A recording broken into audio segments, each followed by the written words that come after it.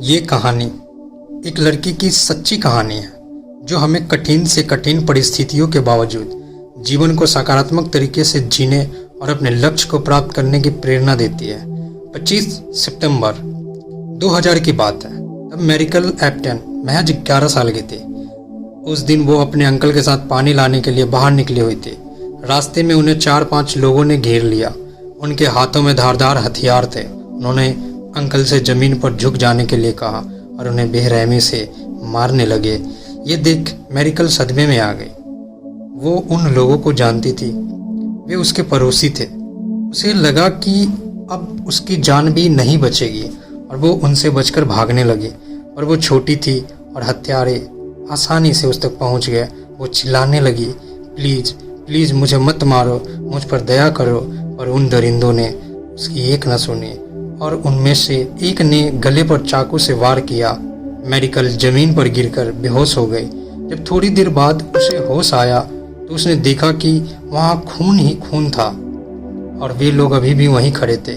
इसलिए उसने बिना किसी हरकत के मरे होने का नाटक किया। जब वे लोग चले गए तब वो उठी और घर की ओर दौड़ने लगी। भागते भागते ही उसने देखा कि उसकी दोनों हथेलियां हाथों से जुड़ी लटक रही थी। देख मैरिकल और भी घबरा गई और रोते रोते भागती रही। जब वो अपने घर के करीब पहुंच गई तब अपनी माँ को आवाज़ दी। माँ बाहर आई और अपनी बेटी की ये हालत देख भयभीत हो गई। उन्होंने बेटी को तुरंत एक कंबल में लपेटा और हॉस्पिटल ले गई। हॉस्पिटल दूर था। पहुंचते पहुंचते काफ़ी वक्त बीत गया।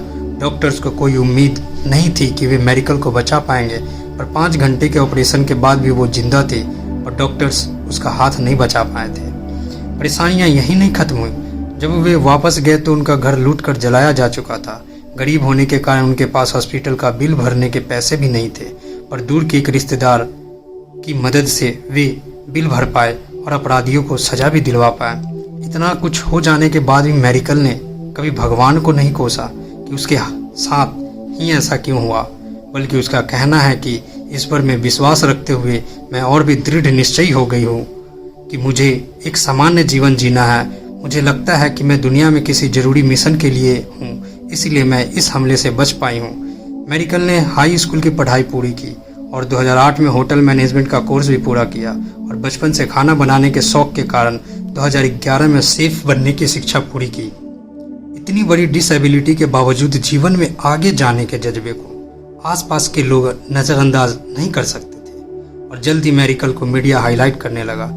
ऐसे ही एक कार्यक्रम को देखकर hotel EDSA Shangri-La Manila Philippines ने उसे अपने यहाँ किसी प्रोजेक्ट पर काम करने का मौका दिया। मैरिकल के साथ काम करने वाले शेफ अल्जामिल बोर्जा बताते हैं, वो मदद के लिए सिर्फ तभी पुकारती है जब उन्हें कोई गर्म पात्र हटाना होता है, किसी शीशे का चिकना ढक्कन हटाना होता है या खोलना होता है। मैरिकल आज भी उसी होटल में बतौर शेफ का काम करती है और अपने जज्बे के दम पर लाखों करोड़ों लोगों को प्रेरित करती रहती है।